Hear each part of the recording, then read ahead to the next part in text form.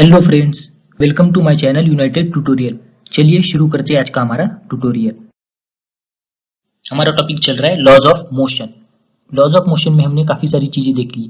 आज हम Newton's laws of motion के बारे में पढ़ने वाले हैं। न्यूटन के 3 लॉज है मोशन के, हमको पता है। हमें आज पहला लॉ और दूसरा लॉ देखना है। थर्ड लॉ हम नेक्स्ट ट्यूटोरियल में देखेंगे। चलिए आगे बढ़ते।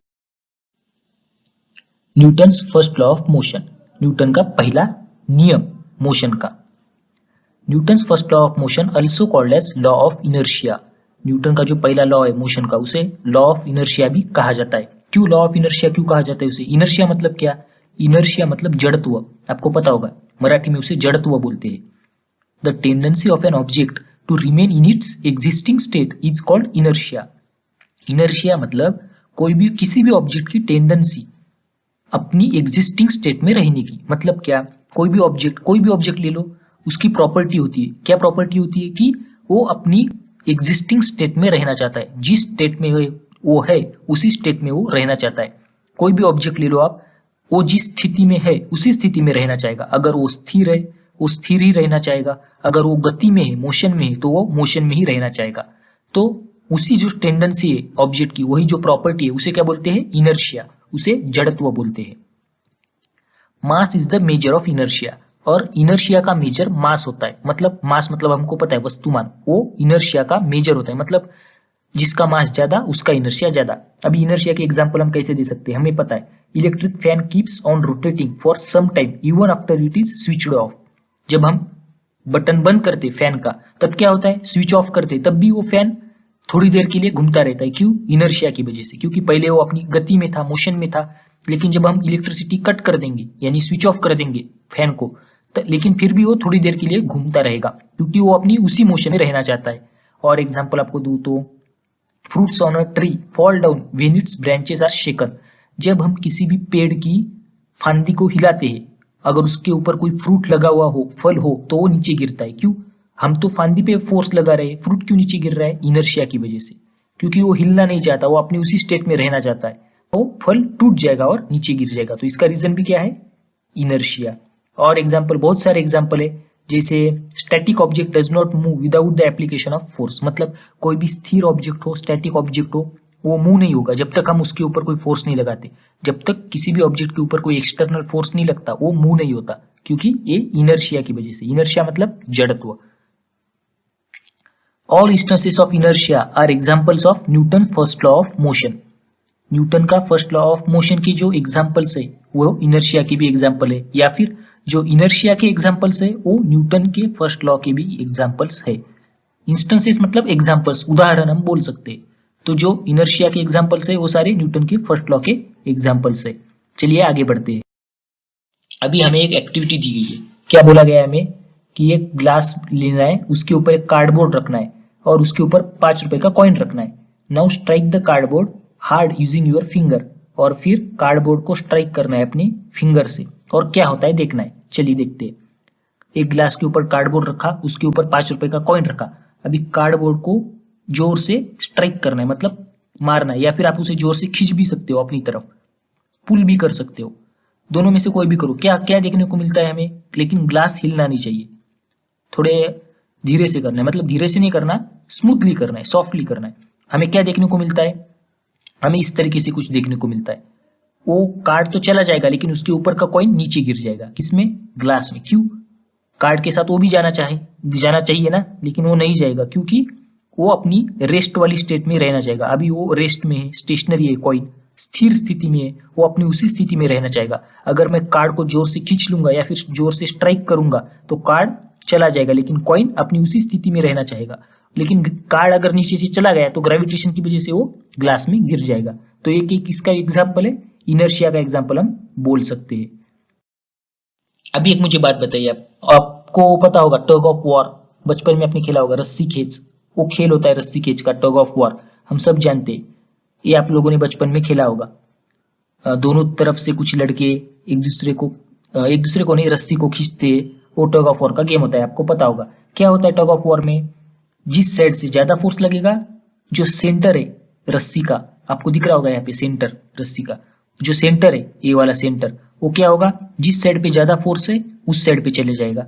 अगर राइट वालों ने ज्यादा फोर्स लगाया तो ये सेंटर राइट की तरफ चला जाएगा, अगर लेफ्ट वालों ने ज्यादा फोर्स लगाया तो ये सेंटर लेफ्ट की तरफ चला जाएगा। ऐसा क्यों हो रहा है? क्योंकि सीधी सी बात है, जिस तरफ ज्यादा फोर्स लगेगा रस्सी उसी तरफ मूव होगी, हमको पता है। लेकिन अगर दोनों तरफ से इक्वल फोर्स होगा तो क्या वो सेंटर मूव होगा क्या इधर उधर रस्सी का? नहीं, वो बीच में ही रहेगा, क्योंकि तब हम बैलेंस्ड फोर्स है ऐसा बोल सकते हैं। बैलेंस्ड फोर्स मतलब पता होगा आपको, बैलेंस्ड फोर्स के बारे में लास्ट क्लास में आपने पढ़ा होगा। बैलेंस्ड फोर्स मतलब ऐसा फोर्स जो कि जिसका नेट रिजल्ट जीरो आता हो। मतलब कोई भी फोर्सेस अगर बॉडी के ऊपर एक्ट हो रहे तो उसका नेट रिजल्ट जो होता है वो सारे के सारे फोर्सेस को कंसिडर करके निकलता है। लेकिन अगर net result net force zero आ रहा है, इसका मतलब जो फोर्स हम लगा रहे हैं वो क्या है? बैलेंस्ड है। अगर दोनों तरफ से मैं इक्वल फोर्स लगाऊंगा तो रस्सी नहीं हिलेगी, क्योंकि बैलेंस्ड फोर्स है। तो हम कैसे बोल सकते हैं? So long as the forces applied by both the sides are equal, that is balanced, the center of the rope is static in spite of the applied forces. हम फोर्सेस लगा रहे हैं लेकिन फिर भी वो रस्सी का जो सेंटर है वो नहीं हिल रहा, क्योंकि दोनों तरफ के फोर्स इक्वल है, यानी बैलेंस्ड है। On the other hand, when the applied forces become unequal, that is unbalanced, a net force gets applied in the direction of the greater force and the center of the rope shifts in that direction. अगर दोनों तरफ के force equal नहीं है यानी कि unbalanced है, तो जो नेट फोर्स अप्लाई होगा वो किस डायरेक्शन में? ग्रेटर फोर्स के डायरेक्शन में। अगर लेफ्ट साइड वाले ग्रेटर लगा रहे फोर्स तो लेफ्ट साइड में, अगर राइट साइड वाले ग्रेटर लगा रहे फोर्स तो राइट साइड में वो रोप शिफ्ट हो जाएगी। तो ये टग ऑफ वॉर से हमें बैलेंस्ड और अनबैलेंस्ड फोर्स के बारे में पता चलता है। हम बचपन से जानते हैं इस गेम को, लेकिन इस कंसेप्ट को नहीं जानते थे, बैलेंस्ड फोर्स और अनबैलेंस्ड फोर्स। वैसे लास्ट क्लास में आपको हो चुका है, शायद आपको याद होगा। Newton's first law of motion. An object continues to remain at rest or in a state of uniform motion along a straight line unless an external unbalanced force acts on it. मतलब क्या बोला गया है? कोई भी object अपनी rest वाली state में या यूनिफॉर्म मोशन वाली स्टेट में ही रहना चाहेगा जब तक कि उसके ऊपर कोई बाहरी, एक्सटर्नल मतलब बाहरी अनबैलेंस्ड फोर्स एक्ट नहीं होता। अनबैलेंस्ड मतलब अभी देखा हमने टग ऑफ वॉर के गेम में, अनबैलेंस्ड मतलब असमान फोर्स जिसका नेट रिजल्ट जीरो नहीं होता, वैसा अनबैलेंस्ड फोर्स। अगर कोई भी ऑब्जेक्ट के ऊपर अनबैलेंस्ड एक्सटर्नल फोर्स लग रहा है तो अपनी स्टेट को चेंज करेगा, नहीं तो जब तक उसके ऊपर कोई बाहरी फोर्स नहीं लगता तब तक वो अपनी उसी स्टेट में रहना चाहेगा। अगर वो रेस्ट में है तो रेस्ट में रहना चाहेगा, अगर वो यूनिफॉर्म मोशन वाली स्टेट में है तो वो यूनिफॉर्म मोशन में ही रहना चाहेगा। तो ये जो है हमारा न्यूटन का पहला लॉ है। When an object is at rest or in uniform motion along a straight line, it does not mean that no force is acting on it. अगर कोई ऑब्जेक्ट मोशन में है स्ट्रेट लाइन में तो इसका मतलब ये नहीं कि उसके ऊपर कोई फोर्स नहीं लग रहा। ऐसा भी हो सकता है कि उसके ऊपर फोर्सेस लग रहे हैं लेकिन वो एक दूसरे को कैंसिल कर रहे हैं और नेट फोर्स जीरो हो रहा है, मतलब ही बैलेंस्ड फोर्स है। अगर बैलेंस्ड फोर्स लग रहा है तो वो अपनी उसी स्टेट में रहेगा, लेकिन अगर अनबैलेंस्ड फोर्स लगेगा तो अपनी स्टेट को चेंज करेगा। तो न्यूटन का पहला लॉ क्या एक्सप्लेन करता है? फिनोमिना ऑफ इनर्शिया, इनर्शिया के फिनोमिना को एक्सप्लेन करता है। इसलिए न्यूटन के पहले लॉ को लॉ ऑफ इनर्शिया भी बोलते हैं, आपको याद रखना है। और इनर्शिया को हम कैसे बोल सकते हैं? मैंने आपको अभी बताया, the tendency of an object to remain in its existing state is called inertia. या फिर हम ऐसे भी बोल सकते हैं, the inability of an object to change its state of motion on its own. कोई भी ऑब्जेक्ट खुद से अपनी स्टेट को चेंज नहीं कर पाता, उसी इनेबिलिटी को क्या बोलते हैं? इनर्शिया यानी जड़त्व। तो न्यूटन का पहला लॉ इनर्शिया को भी एक्सप्लेन करता है और फिर अनबैलेंस्ड फोर्सेस किस तरीके से ऑब्जेक्ट की किसी भी चेंज स्टेट को चेंज कर सकते हैं ये भी एक्सप्लेन करता है। चलिए अब हम देखेंगे न्यूटन का second law of motion. Newton second law of motion. पहले तो मैं आपको कुछ क्वेश्चन पूछना चाहूंगा, मतलब क्वेश्चन कुछ नहीं, सिंपल क्वेश्चन है। Ask your friend to drop an plastic and on rubber ball on the same height. आपके दोस्त को एक हाइट से, सेम हाइट से रबर बॉल और प्लास्टिक बॉल को ड्रॉप करने के लिए बोलो और आपको नीचे से कैच करना है। यू कैच द बॉल्स, आपको नीचे से बॉल को पकड़ना है, कैच करना है। कैच तो आपको आता होगा। Which ball was easier to catch and why? कौन सा बॉल आपको कैच करना आसान जाएगा, प्लास्टिक वाला या रबर वाला? प्लास्टिक वाला हल्का होता है तो कैच करने में आसान जाता है, रबर वाला थोड़ा हेवी होता है, जड़ होता है, तो वो कैच करने में डिफिकल्ट जाता है। क्यों ऐसा बताता हूँ आपको। और एक बात, आपको आपके फ्रेंड को दूर से बॉल फेंकने के लिए बोलिए। Ask your friend to throw a ball towards you at slow speed, slow speed से फेंकने के लिए बोलिए। ट्राई टू कैच इट, और उसको पकड़िए। अगर आपका दोस्त दूर से बॉल आपकी तरफ फेंकेगा स्लो स्पीड में, आप पकड़ पाओगे अच्छे से। Now ask your friend to throw the same ball at high speed towards you. अब उसी बॉल को जोर से फेंकने के लिए बोलिए, स्पीड के साथ एकदम। ट्राई टू कैच इट, अब और उसे पकड़िए। Which ball could you catch with greater ease, why. आसानी से कौन सा बॉल आप पकड़ सकते हो, स्लो फेंकने वाला या फिर जो फास्ट फेंका था वो कौन सा पकड़ सकते हो, जो स्लो फेंका गया था। क्यों ऐसा, क्योंकि रीजन आपको अभी बताऊंगा। चलिए देखते हैं। The effect of an object striking another object depends both on the mass of the former object and its velocity. जो ऑब्जेक्ट स्ट्राइक हो रहा है उस ऑब्जेक्ट का मास और उसकी वेलोसिटी, इन दोनों पे इफेक्ट, उसका जो इफेक्ट होगा स्ट्राइकिंग के बाद वो डिपेंड होता है। The effect of an object striking another object depends both on the mass of the former object and its velocity. जो पहला ऑब्जेक्ट बोला गया, effect of one object striking another object, farmer मतलब पहले वाला, जो अभी हमने बॉल का एग्जांपल देखा, आपका दोस्त आपकी तरफ बॉल फेंक रहा है, तो जो बॉल का मास है और उसकी वेलोसिटी है उसके ऊपर डिपेंड होगा कि आपको कैच करने में कितनी आसानी जाएगी। और this means that the effect of the force depends on a property related to both mass and velocity of the striking object. इसका मतलब क्या है, ये जो प्रॉपर्टी है या फिर हम बोल सकते हैं जो इफेक्ट है ये किसके ऊपर डिपेंड है, दो चीजों के ऊपर। किसके ऊपर, प्रॉपर्टी रिलेटेड टू बोथ मास, एक प्रॉपर्टी है जिसकी किसके रिलेटेड है, मास एंड वेलोसिटी, मास और वेलोसिटी के रिलेटेड एक प्रॉपर्टी, उसके ऊपर ये डिपेंड है क्या, उसका effect. This means that the effect of the force depend on the property related to both mass and velocity of the striking object. जो ऑब्जेक्ट स्ट्राइक हो रहा है उसका मास और उसकी वेलोसिटी उन दोनों के ऊपर डिपेंड है।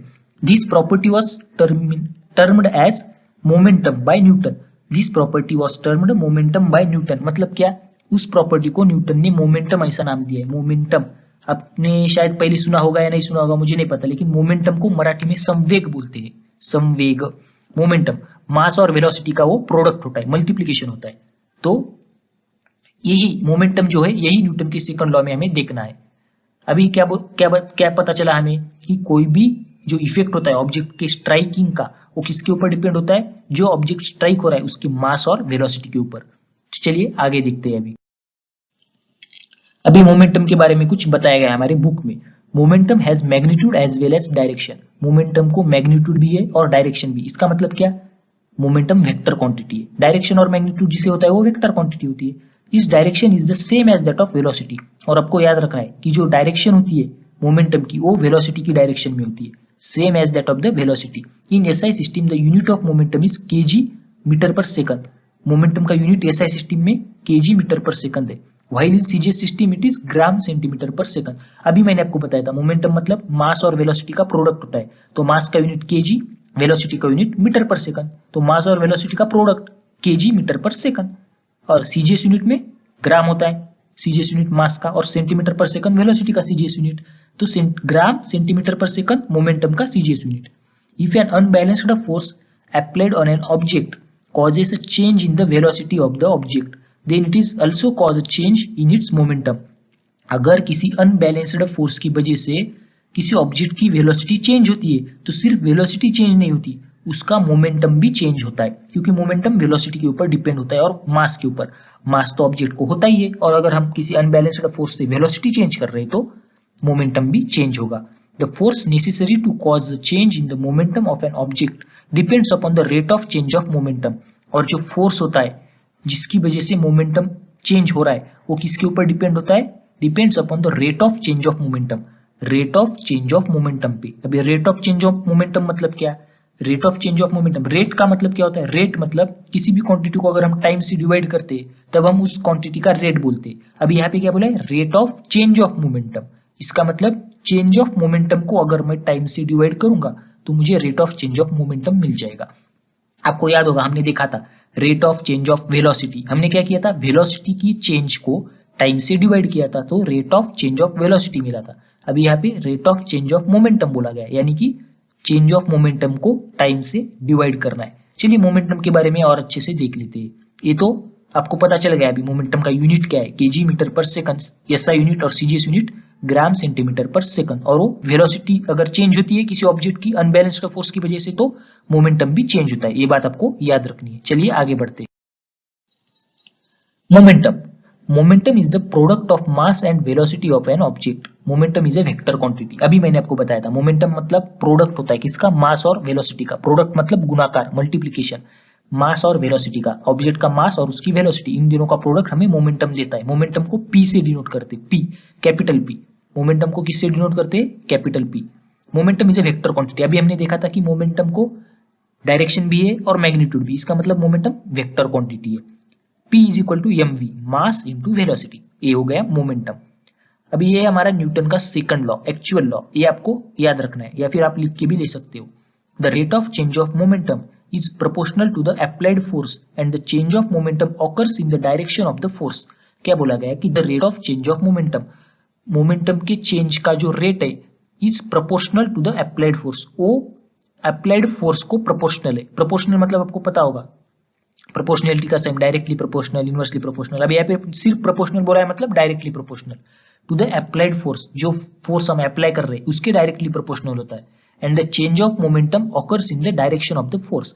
अभी मोमेंटम वेक्टर क्वांटिटी है तो उसका जो चेंज होगा, चेंज ऑफ मोमेंटम, वो भी वेक्टर क्वांटिटी होगी, तो उसको डायरेक्शन होगी, क्या होगी उसकी direction? The direction of change of momentum is in the direction of force.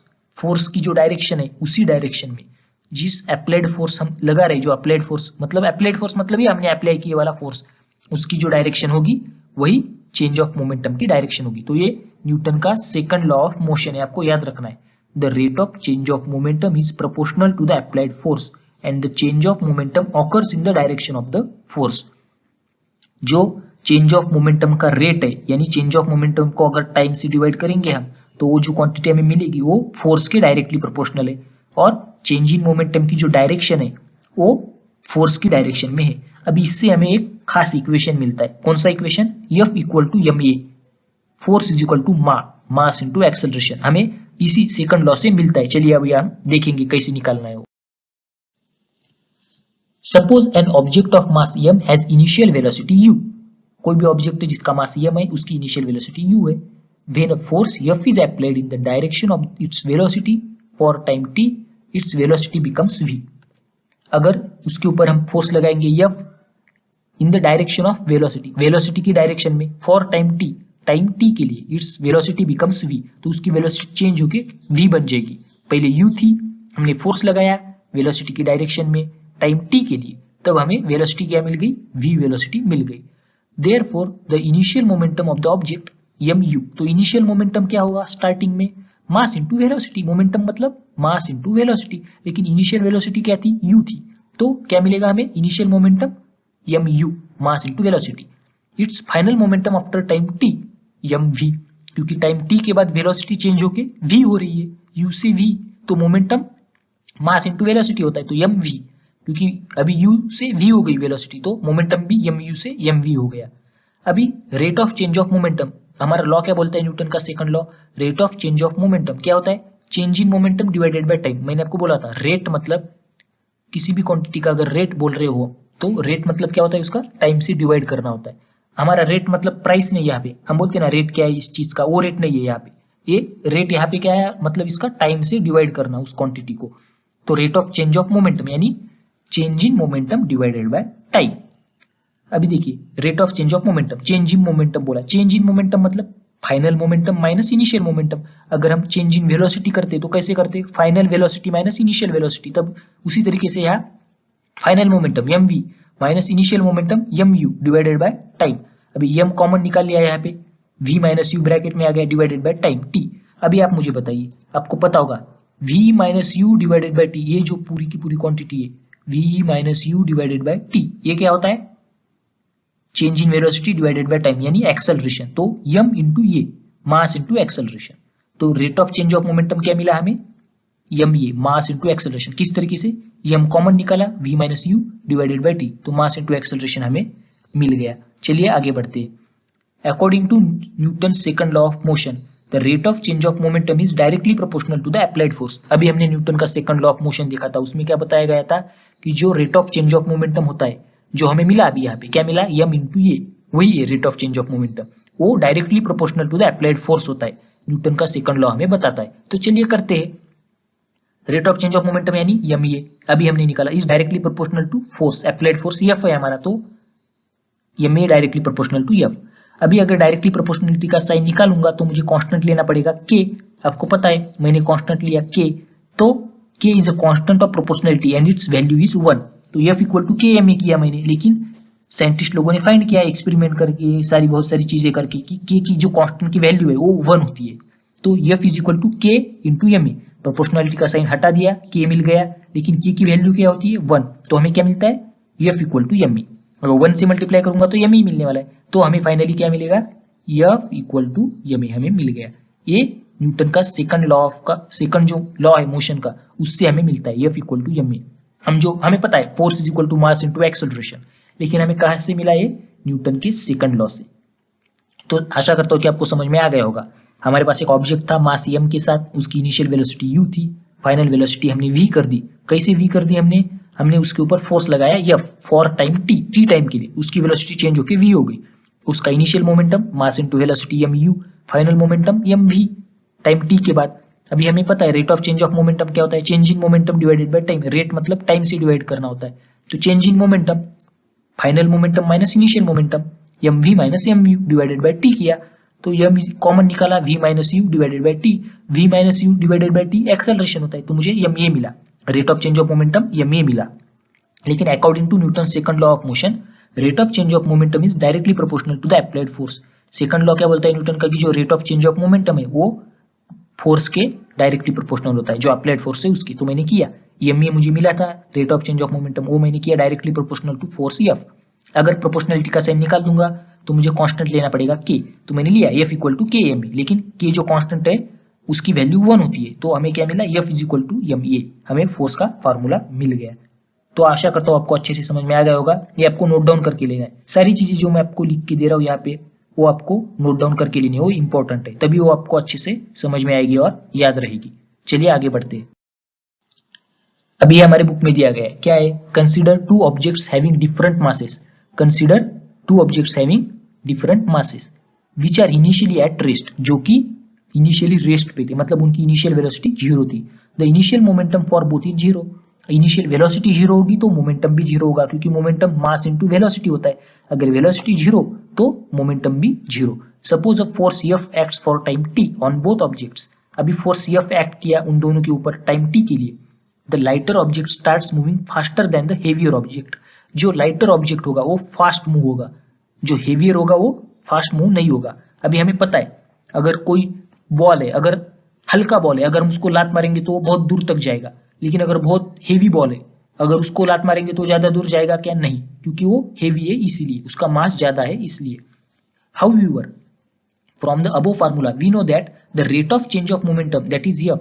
अभी हमने निकाला था rate of change of momentum. क्या होता है rate of change of momentum, change in momentum divided by time. हमें क्या मिला था ma मा मिला था, लेकिन ma मतलब ही फोर्स होता है। F हमें नीचे निकाला था हमने, तो इसलिए उन्होंने दिया है rate of change of momentum that is F, यानी कि F in both objects is same. हमको पता है दोनों ऑब्जेक्ट पे फोर्स तो हम सेम लगा रहे हैं, and the total change in their momentum will also be the same that is Ft। और इसी की वजह से उनका जो टोटल चेंज इन मोमेंटम होगा वो भी क्या होगा, सेम होगा, Ft। रेट नहीं बोला, अभी सिर्फ चेंज इन मोमेंटम बोला है। रेट बोला होता तो टाइम से डिवाइड करना पड़ता, लेकिन सिर्फ चेंज इन मोमेंटम बोला है तो टाइम से डिवाइड नहीं करना पड़ेगा, तो Ft मिलेगा हमें। Thus, if the same force is applied on different objects, the change in momentum is the same। इससे हमें क्या पता चलता है कि अगर हमें सेम फोर्स अप्लाई करते हैं किसी भी दो ऑब्जेक्ट पे तो चेंज इन मोमेंटम सेम होता है। तो आपको ये याद रखना है, the same force is applied on different objects, the change in momentum is the same. जो पार्ट मैंने हाईलाइट किया है वो आपको याद रखना है। ज्यादा अगर समझा भी नहीं तो कोई टेंशन नहीं, लेकिन याद क्या रखना है, अगर सेम फोर्स अप्लाई होता है दो डिफरेंट ऑब्जेक्ट के ऊपर तो उनका जो चेंज इन मोमेंटम है वो क्या होगा, सेम होगा, क्योंकि फोर्स हम अप्लाई कर रहे हैं वो सेम है। इसका मतलब rate of change of momentum same है, तो rate of change of momentum same है और टाइम तो t है, t टाइम के लिए दोनों के ऊपर लगा रहे, तो इसीलिए चेंज इन मोमेंटम भी सेम है। तो ये बात आपको याद रखनी है। चलिए आगे बढ़ते हैं। अभी ये भी एक चीज दी गई है हमारे बुक में, क्या है, SI यूनिट फोर्स के बारे में बताया गया है। इन SI system unit of force is Newton. हमको तो पता है फोर्स का SI सिस्टम में न्यूटन होता है यूनिट, और न्यूटन की डेफिनेशन दी गई है, the force necessary to cause an acceleration of 1 metre per second square in an object of mass 1 kg is called 1 newton. अभी हमने देखा था फोर्स का फार्मूला क्या है, F is equal to ma, हमने देखा था। तो उससे हम क्या बोल सकते हैं कि अगर एक्सेलरेशन चाहिए तो उसके लिए फोर्स चाहिए, तो उन्होंने दिया गया है the force necessary to cause an acceleration of 1 metre per second square. 1 metre per second square 1 kg यानी 1 किलोग्राम मास के ऑब्जेक्ट को अगर 1 metre per second square acceleration देना है तो जितना फोर्स लगेगा उतना फोर्स 1 न्यूटन होगा। क्या होगा? 1 न्यूटन। तो 1 न्यूटन की डेफिनेशन क्या हो गई? The force necessary to cause an acceleration of 1 metre per second square in an object of mass 1 kg is called 1 newton. 1 kg mass के ऑब्जेक्ट को अगर 1 metre per second square acceleration देना है तो जो फोर्स लगेगा वो होगा 1 न्यूटन। तो 1 न्यूटन की value 1 kg into 1 metre per second square. हमको पता है फोर्स का unit newton, force is equal to ma, mass into acceleration, mass का यूनिट kg और एक्सेलरेशन का unit metre per second square. तो newton is equal to kg into metre per second square. अभी CGS बोला गया, in CGS system the unit of force is dyne. ये आपको याद रखना होगा, शायद आपको पता नहीं होगा, ये डाइन होता है, DYNE डाइन। किसका यूनिट? फोर्स का, सीजीएस सिस्टम में। उसकी definition same to same Newton की तरह, बस हमें 1 मीटर पर सेकंड स्क्वायर की जगह 1 सेंटीमीटर पर सेकंड स्क्वायर करना है और मास का यूनिट 1 kg है, उसकी जगह 1 ग्राम करना है, यानी सीजीएस यूनिट लेने हैं। क्या बोलती है definition? The force necessary to cause an acceleration of 1 centimetre per second square in an object of mass 1 gram is called 1 dyne. क्या बोला गया है? 1 ग्राम ऑब्जेक्ट में अगर 1 centimetre per second square acceleration लाना है तब हमें जो फोर्स लगेगा वो कितना होगा? 1 डाइन के बराबर। और ये सब हमने किससे निकाला? F equal to ma, force is equal to mass into acceleration. तो 1 डाइन नीचे दिया गया है, 1 dyne is equal to 1 gram into 1 centimetre per second square. Mass into acceleration, mass का सीजीएस यूनिट लिया है ग्राम, एक्सेलरेशन का CGS unit centimetre per second square लिया गया है। तो आशा करता हूं कि आपको यहां तक अच्छे से समझ में आ गया होगा। सारी की सारी चीजें आपको नोट डाउन करके लेनी है, तभी आपको अच्छे से समझ में आएगा। और जो न्यूटन का थर्ड लॉ है वो हम नेक्स्ट ट्यूटोरियल में देखेंगे। चलिए आज के लिए इतना ही। जाने से पहले हमको बोलना चाहूंगा, अगर आपको मेरा वीडियो अच्छा लगा हो तो वीडियो को लाइक कीजिए, आपके दोस्तों के साथ शेयर कीजिए और चैनल को सब्सक्राइब कीजिए। नोटिफिकेशन बेल को ऑन करना मत भूलिए ताकि आपको टाइम पे नोटिफिकेशन मिलता रहे। चलिए अब हम मिलेंगे नेक्स्ट ट्यूटोरियल में, तब तक के लिए बाय बाय, टेक केयर।